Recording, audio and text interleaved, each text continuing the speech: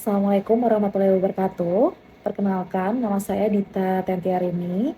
Di sini saya sebagai mahasiswa Magister Ilmu Pemerintahan STPMD APMD Angkatan ke-30. Tujuan video ini dibuat untuk memenuhi tugas UTS pada mata kuliah Metode Ilmu Pemerintahan, di mana tugas yang diberikan yaitu mempresentasikan secara lisan terkait proposal tesis apa yang akan kita susun nanti di akhir perkuliahan. Di dalam kesempatan ini, saya ingin memaparkan terkait proposal tesis saya, di mana pada sebagian besar secara keseluruhan, saya ingin membahas terkait peran Divagana dalam kampung siaga bencana. Sebelumnya Divagana itu adalah akronim dari Difabel Siaga Bencana. Nah, di sini Divagana, Difabel Siaga Bencana, berkolaborasi dengan KSB, yaitu Kampung Siaga Bencana, dalam pelayanan publik di daerah istimewa Yogyakarta. Nah, secara garis besar itu adalah gambaran tesis saya. Mengapa saya ingin membahas terkait Divagana, yaitu Difabel Siaga Bencana, yang saat ini terjadi, fenomena-fenomena sekarang ya, tidak ada penanganan atau pendampingan khusus untuk penyandang disabilitas dalam penanganan bencana. Ini sering sekali dilihat dan bisa sekali dirasakan bahwa untuk penanganan bencana itu tidak fokus kepada penyandang disabilitas. Bahkan Damanik di tahun 2017 juga menyebutkan bahwa penyandang disabilitas ini sebagai kelompok rentan yang beresiko tinggi sehingga sulit bagi pemerintah dan masyarakat untuk mengikutsertakan mereka dalam upaya kesiapsiagaan dan tanggap darurat bencana. Sebagai kelompok rentan yang sulit dimaksimalkan dalam penanganan tanggap bencana, hal inilah yang menarik buat saya untuk dikaji lebih dalam. Nah, selain itu juga pengalaman yang terjadi sampai saat ini nih, bahwa penanggulangan bencana yang ada itu dirancang untuk individu ataupun kelompok rentan, yang di dalam kelompok rentan itu ada juga Divagana, maksud saya penyandang disabilitas, ada juga penyandang disabilitas di dalam kelompok rentan yang penanganan bencananya tuh untuk mengurangi dampak risiko, menanggulangi penanganan bencana, terus memulihkan diri dari dampak-dampak bencana yang ada, itu tuh tidak tersampaikan dengan baik kepada masyarakat, kepada kelompok rentan, kepada mereka yang berdampak secara psikis terkena bencana. Apalagi kita tinggal di Jogja, di Indonesia yang khususnya rawan sekali bencana. Ada Gunung Merapi, terus tsunami. Jadi itu menurut saya penanganan bencana itu penting bagi penyandang disabilitas. Kasus yang menarik adalah saat gempa tahun 2023 kemarin di tanggal 30 Juni, itu kan Jogja baru saja gempa lagi ya, dengan skala 6,4 magnitudo. Saat itu sekitar jam 19.57 itu gempa. Nah, ini studi kasus ini real terjadi saat ada penyuluhan di Turi, Sleman sana.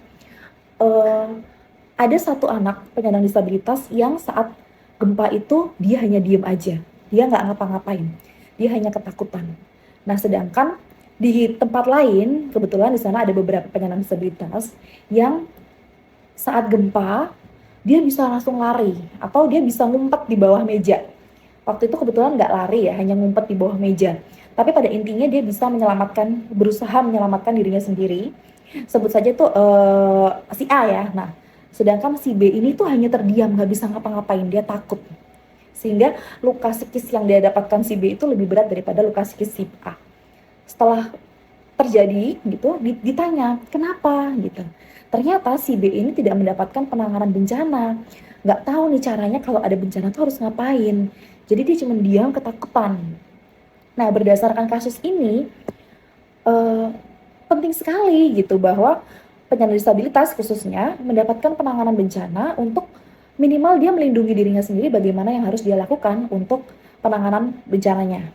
Nah, disinilah Divagana, Difabel Siaga Bencana, bentukan dari inovasi Dinas Sosial DIY, berusaha memberikan pendampingan di setiap kelurahan, karena setiap kelurahan itu selalu ada kampung siaga bencana, dan si Divagana ini masuk nih di dalam kampung siaga bencana ini untuk memberikan penanggulangan terhadap penanganan bencana bagi penyandang disabilitas. Tuh, jadi ada kampung siaga bencana inklusi. Namun yang menjadi permasalahan itu belum merata di seluruh DIY, jadi hanya beberapa daerah saja yang sudah ada.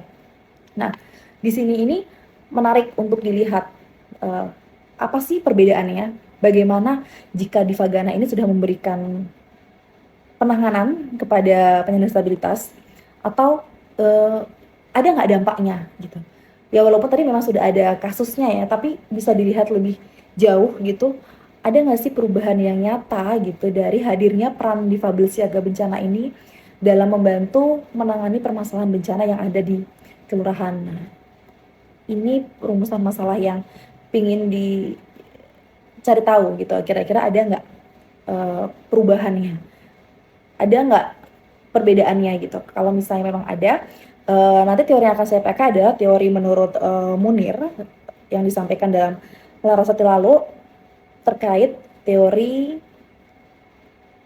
pelayanan publik. Nah, di mana di sini disampaikan bahwa pelayanan adalah kegiatan yang dilakukan oleh seseorang atau sekelompok untuk memenuhi kepentingan orang lain sesuai dengan haknya. Nah, haknya di sini digarisbawahi bahwa penyandang disabilitas itu juga punya hak yang sama dalam hal penanganan bencana. Nah, mau dilihat nih dari rumusan masalah yang ada, apakah kalau misalnya sudah ada pendampingan atau penanganan dari difabel siaga bencana yang ada di setiap kelurahan yang nantinya akan bergabung atau berkolaborasi dengan kampung siaga bencana yang sebelumnya sudah ada terbentuk duluan, apakah akan berdampak signifikan gitu? Apakah pelayanan publik yang diberikan itu sudah cukup atau bagaimana? Nah, kira-kira tesis saya nanti akan membahas seputar difabel, penyandang disabilitas, tentang bencana, dan tentang pelayanan publik. Mungkin itu yang bisa saya sampaikan pada tugas ujian tengah semester ini dalam mata kuliah metode ilmu pemerintahan.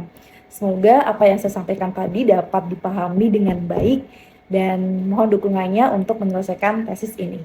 Assalamualaikum warahmatullahi wabarakatuh.